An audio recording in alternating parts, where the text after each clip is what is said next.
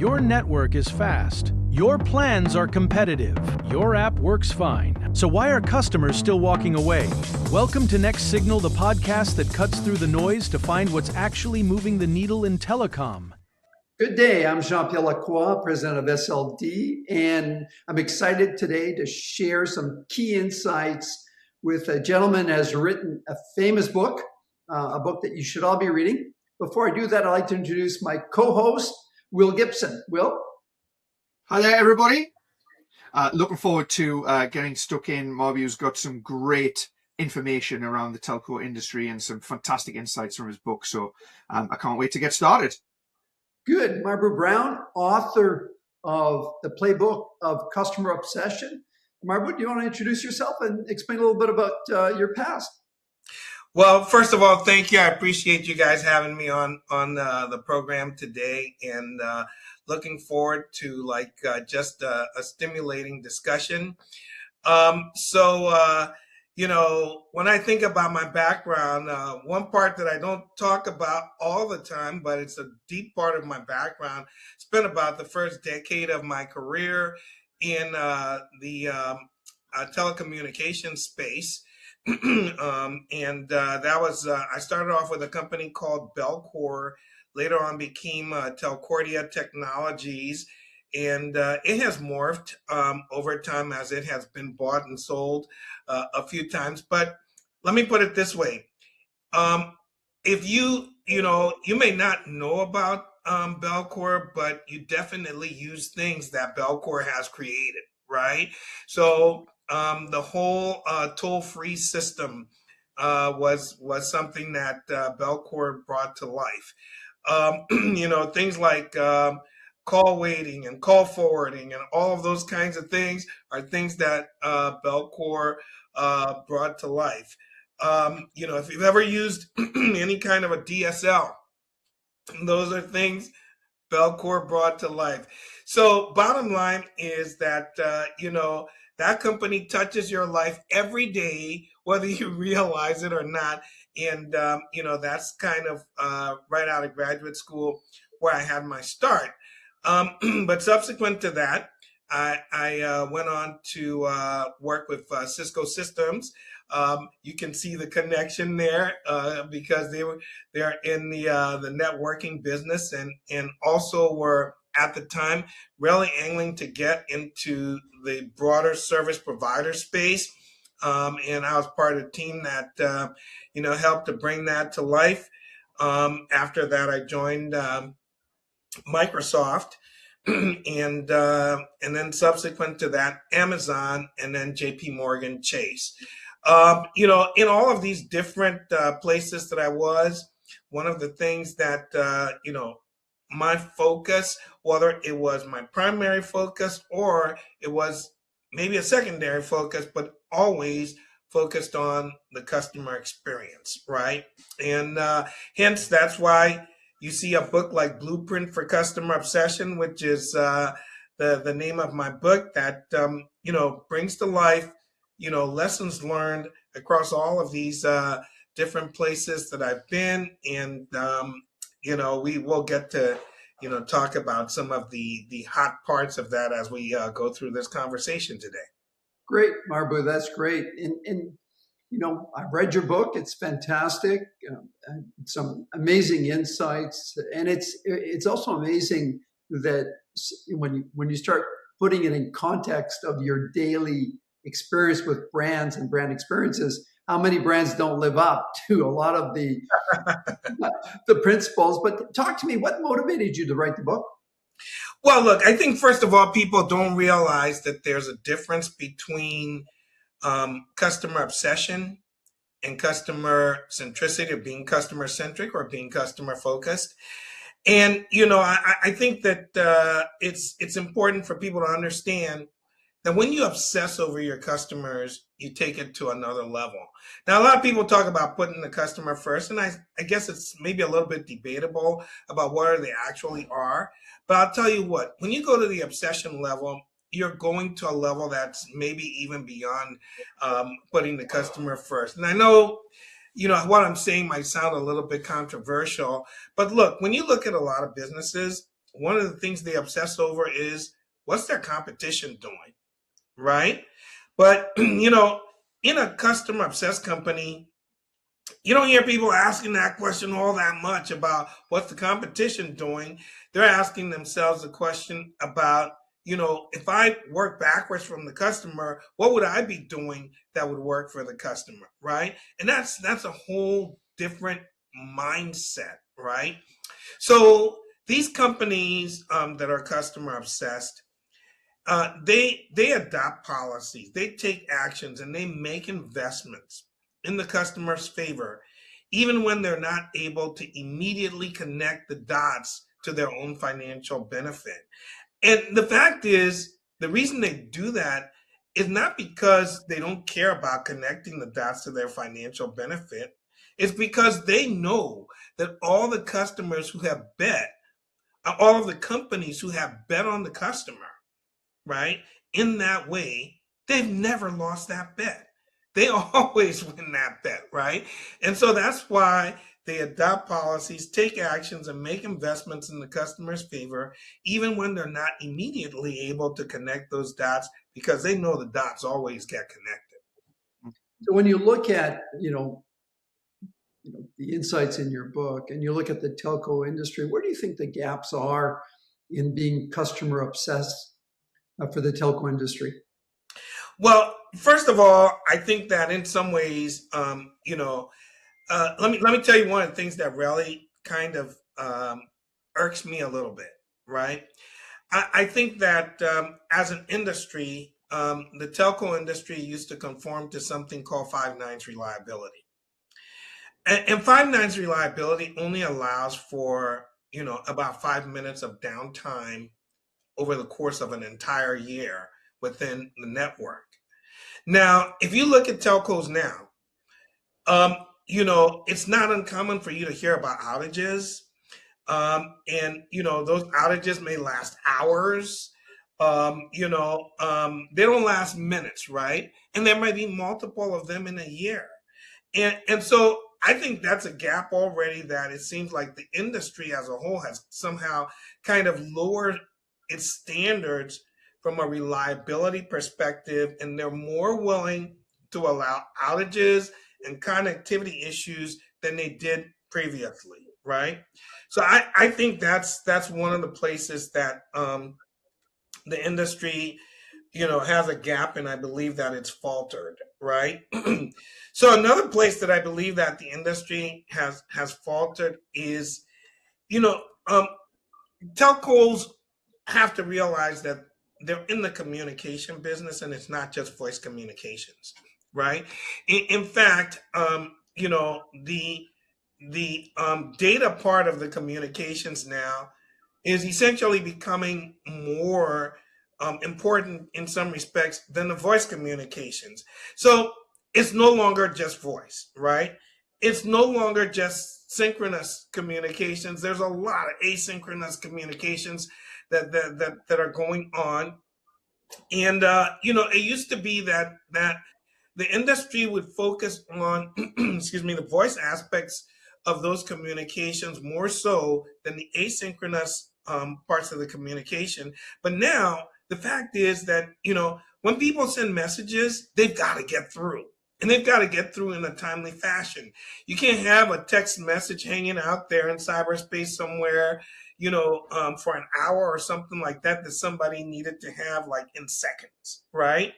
And so, like when we used to think in terms of, I remember when we were first thinking about how to do voice over IP and how to set things up so that voice got more priority over data, but the whole dynamics are changed now. And I'm not saying voice shouldn't have priority over data, because when you're doing voice, you got to have like a free flowing conversation. You can't have breaks in the communication, but at the same time you cannot allow for missing messages and those kinds of things to happen. They've got to be delivered. They got to be delivered fast. So I think that's another place where the industry really has to look at itself and recognize we're in a communications business, not just the voice communications business. And then, the whole idea of one-to-one communications is very different now. Like um, before it was I pick up the phone and I talk to one other person, right? But now this whole notion of group chats and group communications, and that group chat could be by voice, it could be you know by um, physical chat, sharing that way, or for that matter, it could even be video, right? And I think we've actually reached the point where apps like WhatsApp are beginning to capture some of that group chat capability that were being handled by Zoom and Teams and all those kinds of things. So telcos have to be thinking about how indeed they they facilitate this communications business in a way that makes it work for customers, right? And I think the third thing I'm going to talk about portability. Okay, and I'm going to talk about portability um, like this. I mean, look, if you have an Apple phone and you get a new Apple phone, okay, um, the transition from the old to the new can be almost seamless. And I'm going to say almost, right? It's maybe not quite seamless, but it's almost seamless. Okay. Well, you know what? Every phone should be like that when you're, from the perspective. And the question is, can telcos facilitate that? Right. Mm. So no matter whether you're moving from, an old phone to a new phone, same version, you could be, excuse me, you could be moving from an Apple phone to an Android phone. You could be moving from an Android phone to an Apple phone. You could be moving from, a Samsung phone to a Google phone. Making those that kind of portability seamless would be something that would take the telcos to a whole nother level. And I know that they do some things to that extent, but I think that they need to raise the bar and to raise their game on that and go to places where their customers don't even think they can go to. And then this is almost a little strange for me being a ex Microsoftie. I use a lot of Apple products these days, and Good for you. and look, when my phone rings on all my tablets. It rings on my laptop. I can answer my phone anywhere, right? Well, so what if you don't have Apple? Okay, why shouldn't your phone be able to ring anywhere, right? What if you're not using an Apple platform, but you're using, you know, um, you know, um, a, a, a Windows computer, and you have an Android phone, and maybe you have yours is a mix of things, right? Why shouldn't it work for you like that? You'd be able to pick up your phone, your messages on any platform. These are the kinds of things that I think the telcos have gaps. And I think of that kind of portability aspect of things. So forgive me, I think I went on a bit about that, but you can see that I have some thoughts on where the telcos could elevate their game and recognize that they're in the communications business, and the communications business has fundamentally changed. It's not just voice to voice. It's not just one-on-one. It's a variety of different things, and they have to elevate their game to be able to, deliver for the customers. And they've got to obsess over the customers and work backward from the customers to be able to deliver those things. If you enjoy the insights in this podcast, please hit the like and subscribe buttons. If you are wondering if your telco brand needs a transformation to ensure it remains relevant as AI is impacting how people purchase your services, please take a few minutes to take our online transformation assessment. You will receive insights based on our industry benchmarks on areas you can improve and remain competitive. Now let's get back to the podcast. Hey, Marbue, so you've nailed kind of some of the friction points at a very high level. Let's talk about friction points happening at retail and telcos. And we all have gone into, or maybe you don't, but I've gone into retail telco stores for picking up the set-top box or getting a new handset or having a billing issue. Talk to us about being customer obsessed in the retail network for telcos. Do you have any insights you could share to the audience? Well, look, if you start thinking in terms of, those in-store, types of experiences, right? I think one of the key things for every one of these companies is to think in terms of what are their policies like, okay? And I think that every company has to ask itself a couple of questions. One is, do I have any policies that are so customer centric that, it makes my employees and the customers themselves almost do a double take, right? Because they can't believe those policies are so good, so favorable towards the customer. But on the flip side of that, do I have any policies that are so objectionable that even my employees try to distance themselves from those policies when they're delivering them to the customer?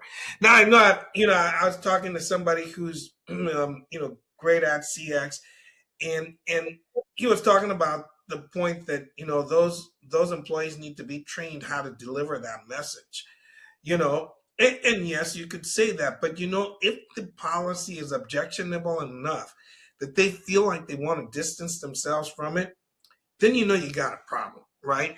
And so I think that when you think about those in-store experiences, I think that customers find themselves encountering, policies where they're asking themselves, does that policy even make sense? Right? Um, you know, they find themselves and look, a lot of times it's not just the employees, because the employees might have this mindset to do something great for the customer, but they're hindered by the policies that are in place, that just keep them from doing what's best for the customer, right? And so I think that those are some of the kinds of experiences that people are encountering in those in-store experiences. And I always like to remind people, especially for people who have stores that customers actually go and visit and try to do things inside the store. I try to remind those people who work in the store, you are the commercial, okay? People pay a lot of money for 30-second commercials. They do. And they're trying to influence customers' behavior and to win over those customers, okay? And so they're trying to do that with those commercials, but they last 30 seconds. These folks who come into your store, they might be there with you for 30 minutes. They might be there with you for an hour. Okay? Let me tell you, that's your opportunity to win them over. And it starts from right at the beginning. How do you manage, the intake process? How do you manage the wait time process? How do you manage all of those pieces, that have to come together for a great experience, for that customer? And you need to be thinking about that experience from end to end, right? Because that experience is a commercial. And you don't want the customer to leave the store saying, I never want to go through that again. Okay? You want them to leave the store saying, wow, I can't believe that experience was so good. I need to go tell somebody else about this.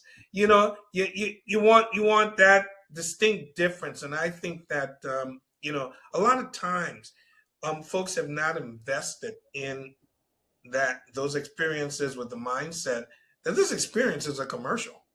And if you deliver a bad commercial, you're going to get bad press because of it. Yeah. Yeah. You've been on the front line and running the operations. Any insights there and some of the challenges? Yeah, I mean, I love your analogy of the commercial, the 30-second commercial. I love it. That could end up being, an episode at 30 minutes or a mini movie in an hour, right? And how to sustain that. So I think I'm very interested in your thoughts in this area, particularly because as a category of retail outlets, telecoms retailers have collectively, one of the lowest NPS scores across multiple categories. Yet they're selling some of the coolest products on the planet. We've talked about, Apple devices, Microsoft devices, fiber to the home, TV set-top box. Why do you think that is? And going back to, some of the great pieces that you bring out in your book, what advice would you give a telco retailer, tying back to some of the analogies in your book? Well, let me start by saying that I think, probably one of the places where folks fail right out of the gate is in managing the intake and the wait time process. And this is not, it's not rocket science, all right? But I think that unfortunately these retailers have made it like it's rocket science. And I say it that way because they continue to live with a set of circumstances around how they handle these things that is not ideal, for their customers. And so I think that's, one of the problems, that they need to have a mindset that we're going to solve this. We're going to make this a positive experience for the customer from the intake to how they wait, and all of that sort of stuff. So what it is that, they set it up so that these folks have, pre-arranged appointments, whether they're able to give them an appointment on the spot so that they don't have to sit around and wait. There's a number of different things that they could do, but they need to solve that intake and wait time process, so that people are not standing around the store trying to figure out who's next. Am I it? When do they get to me? I mean, think about being in a restaurant where you're waiting for somebody to come and take your order, and you're waiting, and you're waiting, and at some point you start thinking, do these people want me in this place? I should go somewhere else. And so that's one of the issues that these businesses have. Another issue is that your typical thing that you're going to help a customer with doesn't take 5 minutes. The typical thing that you're going to help a customer with might take half an hour or even 45 minutes. So that means that even if I'm next in line, I got a long wait.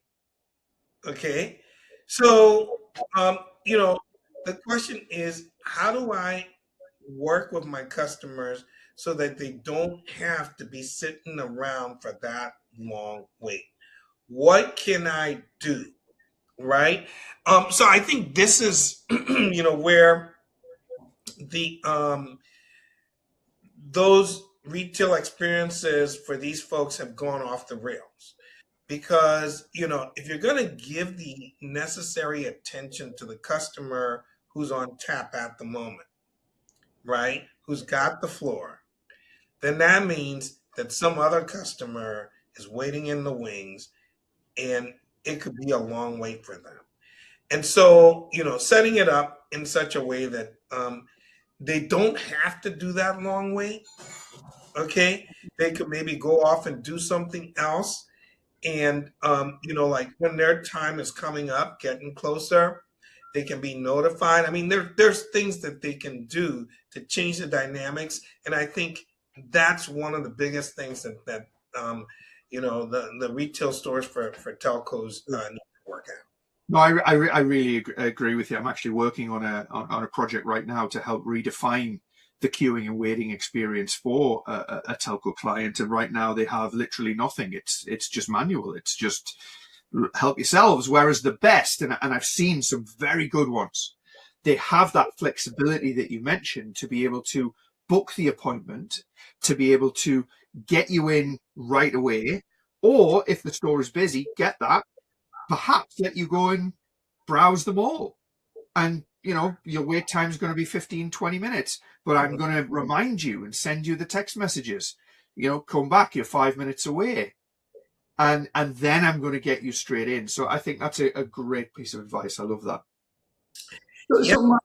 Marby, when you're looking at, the old saying goes, what gets measured gets done, what gets rewarded gets repeated. A lot of language. I just finished speaking at a rewards program about, NPS scores are really not the clear indication of loyalty. And we did a big study together with the restaurant industry on NPS scores. There's a lot of parallel there with telcos. But what are the things that telcos need to stop doing in measurements, or maybe pay less attention to, and measurements that they need to start paying attention to? Well, look, when we come back to the study that we did together, one of the things that we focused on was this whole notion of not just whether people are likely to recommend, but it's whether people have already recommended 5+ times, right? And we kind of set a threshold to say that if you've got a customer that you have delivered for so exceptionally that over the course of the last 12 months they've already recommended you 5+ times, you've kind of made a shift in that customer's mind. You're doing well. Like someone would say, you're living rent free in that customer's mind because they're out there evangelizing about you and telling about you. And I think that people need to understand whether they have obsessed customers. Okay, because that's kind of like the shift. You want to be customer obsessed so that you create obsessed customers, I right? love And so when your customers are obsessing over you, right? And that means that, they're out there, they're recommending you. They are the ones who say, "Hey, I'm absolutely gonna, repurchase from this company. I'm gonna do business with them again, in the next 12 months, right?" I'm going to go out maybe and even post about these people if I post, right? Because everybody doesn't post. But if I'm somebody who gets out there and does social media things, I'm going to go out there and do that. When your customers are obsessing over you, that's the kind of thing that folks need to be thinking about, from a measurement perspective, right? So, I think that's super important. So Maru, we're close to the top of the half hour.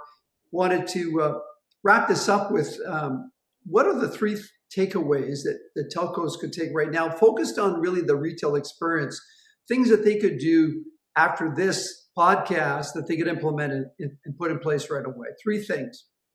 Well, let me start by saying, that when you think about what stops companies from doing the things that they ought to do, let me start by saying that first of all, there's this whole notion of lack of belief in the results that are delivered by customer experience. See, look, executives tend to believe in they believe in advertising, right? So they spend money on advertising. Now, truth be told, you cannot always connect the dots from advertising to the actual business results. But everybody does it, they believe it, so they spend money on it. Now, the flip side of the story, though, is someone might demonstrate a glaring customer experience problem. And the company might decide, well, I don't live with that for another year. Okay? Why did I do that? They do that because they don't necessarily believe for real in the results that are going to be delivered by improving that customer experience. They don't necessarily believe that making that one change can make a huge difference in, how customers perceive them and all of that sort of thing, right? So I'm going to say to folks, look, if you really believe, put your money where your mouth is, okay? Because what happens is that's one of the reasons why they don't reap the benefits, because they don't have true belief. Just saying you believe doesn't really mean, that you do. The other thing, though, is what I would call the tyranny of the rhythm of the business, right? Like if you look at some of the biggest companies, they have a certain time of year where they do planning. They have a certain time of year where they, make all their reorganizations. They do budgets. They do all these different things. Well, you know what? When you find your customer experience problem, it might not match up with the rhythm of the business. Okay. Now the question is, again, do you believe enough to disrupt the rhythm of the business, to do something that's maybe a little bit radical, but it's going to change the game for your customers? Okay. Again, these businesses have to be willing to do that, because bottom line, your customers are talking to you all the time. Yeah. All right. Whether you're doing surveys or however you collect, your customers are talking to you all the time. And if you're paying attention, they're telling you about brewing threats. They're telling you about things that are not working for them. They're telling you about all these things. And if you're listening, you should be prepared to disrupt the rhythm of the business, to be able to, take actions on these things. And then the third thing I'm going to mention is this whole issue of ownership, because often the people who are finding the issues do not necessarily directly own the solution of the problem, right?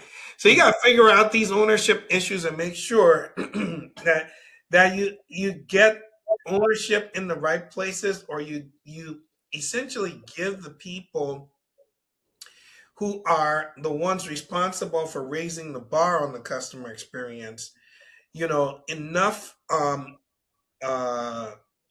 kind of connection within the overall hierarchy that they can influence those changes, whether they own them or not, right? And I think, with those three things, and I know I didn't just talk about the retail experience, but these things, permeate all the way through to the retail experience to make it possible, for things to change in the retail experience and go to a whole nother level.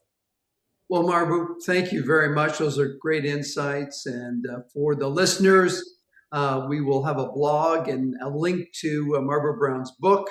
So thank you for joining us, and look forward to sharing future insights on Next Signal podcast. Thank you very much. Thank you, Marbue. Thank you, Will. Thanks very much, everybody. Hey,